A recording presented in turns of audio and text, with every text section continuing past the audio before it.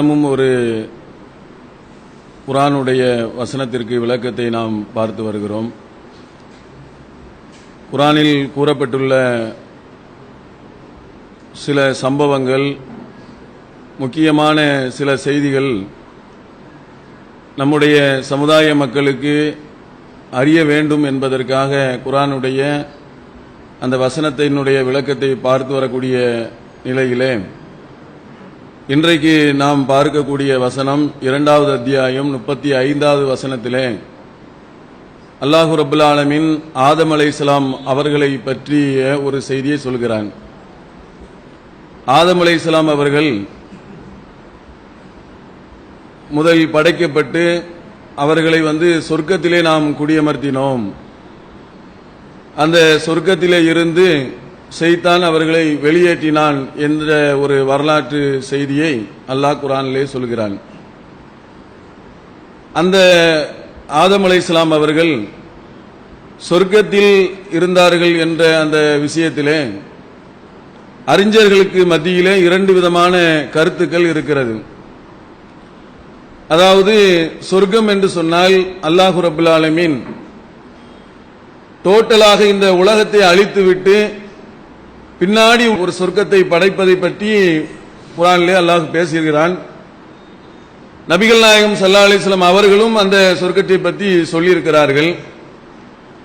அதே நேரத்தில் ஆதம் அலைஹிஸ்ஸலாம் அவர்கள் சொர்க்கத்திலே இருந்தார்கள் என்று சொன்னால் அந்த சொர்க்கமும் இந்த சொர்க்கமும் ஒண்ணா என்ற ஒரு கேள்வி இந்த வசனத்தை வைத்து சில அறிஞர்கள், அது ஏற்கனவே படைக்கப்பட்ட சொர்க்கத்தில் தான் இந்த ஆதம் அலைஹிஸ்ஸலாம் அவர்கள் இருந்தார்கள், அந்த சொர்க்கத்தில் தான் இனி வரக்கூடிய எல்லா மக்களும் போகக்கூடியவர்களாக இருக்கிறார்கள் என்று விளக்கம் சொல்லக்கூடிய நிலையை நாம் பார்க்கிறோம்.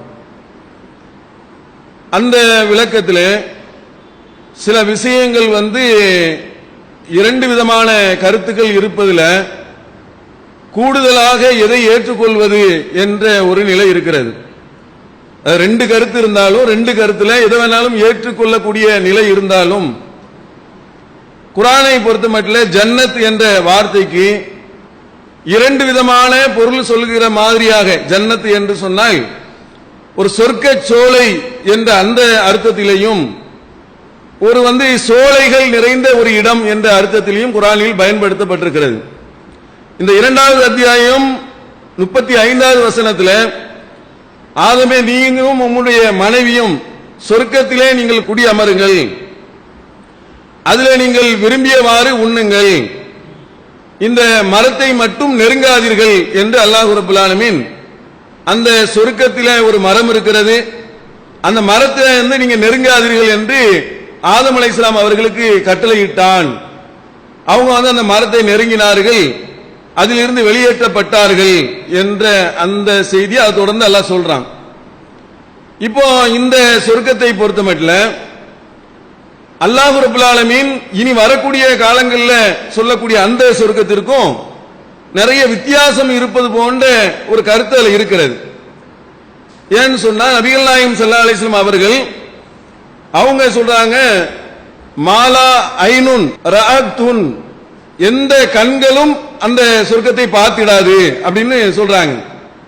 அதாவது வரக்கூடிய காலத்தில் அல்லாஹ் அந்த சொர்க்கத்தை படைக்கக்கூடிய அந்த சொர்க்கத்திற்கு எந்த கண்களும் என்னதான் அதை பார்க்காது, பார்க்காத ஒரு சொர்க்கத்தை நான் என்ன செய்வேன், படைத்து எனது அடியார்களுக்கு நான் கொடுப்பேன் என்று சொல்லக்கூடிய நிலையில ஆதம் அலைஹிஸ்ஸலாம் இருந்த அந்த சொர்க்கம் இருக்கு இல்லையா, அதுல ஆதம் அலைஹிஸ்ஸலாம் இருந்தாங்க, அவங்களுடைய மனைவி ஹவ்வா அலைஹிஸ்ஸலாம் இருந்தாங்க, ஷைத்தான் இருந்தான், இவங்களாம் அதை பார்த்திருக்காங்கிற ஒரு கருத்து அதுல வந்துருது.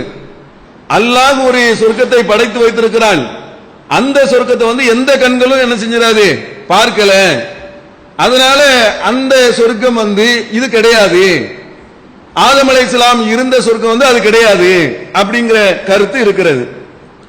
அதுபோல அல்லாஹ் ரப்பல் ஆலமீன் 2வது அத்தியாயம் 30வது வசனத்தில் அல்லாஹ் சொல்றான், இது கால ரப்புக்கலில் மலாயிகத்தி இன்னி ஜாயிலுன் ஃபில் அர்லி கலீஃபா, அந்த பூமியிலே நான் ஒரு தலைமுறையிலே நான் படைக்க போகிறேன் என்று வானவர்களிடத்தில் உமது இறைவன் என்ன செஞ்சான் சொன்னான்.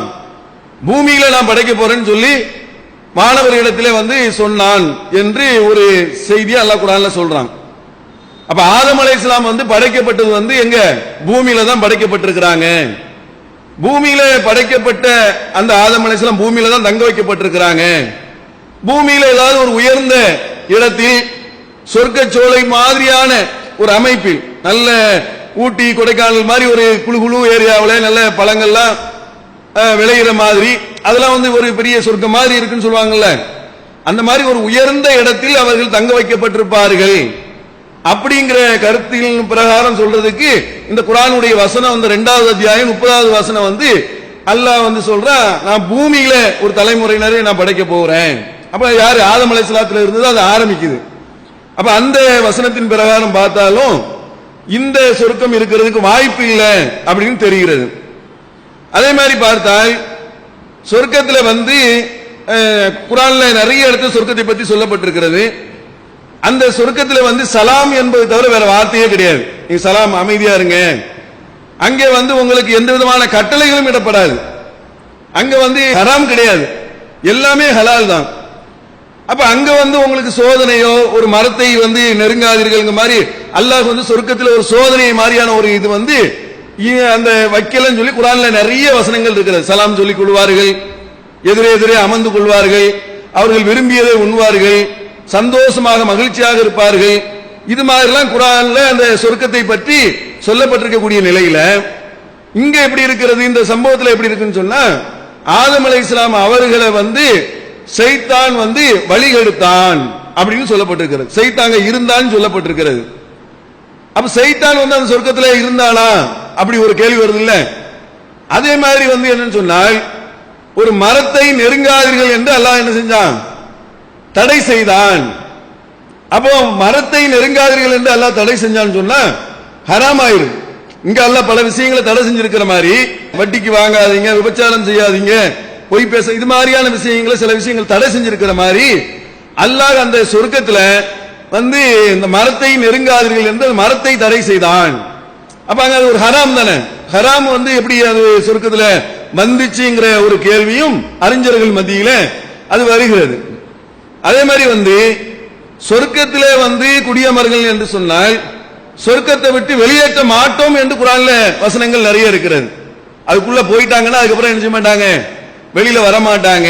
அதுல யுகம் யுகமாக தங்குவார்கள், அங்க இருந்து வெளியேற்றலாம் பட மாட்டாங்க, நிரந்தரமாக இருப்பாங்கன்னு சொல்லி குர்ஆன்ல நிறைய வசனங்கள் இருக்கிறது. ஆனா ஆதம் அலைஹிஸ்ஸலாத்தை வந்து பாத்தீங்கன்னு சொன்னா ஷைத்தான் இருக்கிறான், வழி கெடுத்து அங்க இருந்து அந்த மரத்தை நெருங்க வச்சு அவங்க இருவரையும் அவங்களுடைய மனைவியும் சேர்த்து வெளியேற்றி இருக்கிறான். பூமின்னு சொன்னா உயர்ந்த இடத்துல இருந்துட்டு கீழே போறதுக்கும் பூமின்னு சொல்லுவாங்க. அருள்னு சொன்னா பூமி, மலை உச்சில இருந்துகிட்டு நீங்க கீழே இறங்கன்னு சொன்னாலும் அதுக்கு என்னதான் பூமின்னு சொல்லுவாங்க. அப்ப உயர்ந்த இடத்துல இருந்து அவருக்கு வெளியேற்றப்பட்டார்கள்னா அந்த சொர்க்கத்தில் எப்படி வெளியேற்றப்படுவாங்க இப்படிங்கிற கேள்வியும் அறிஞர்கள் மத்தியில வருகிறது.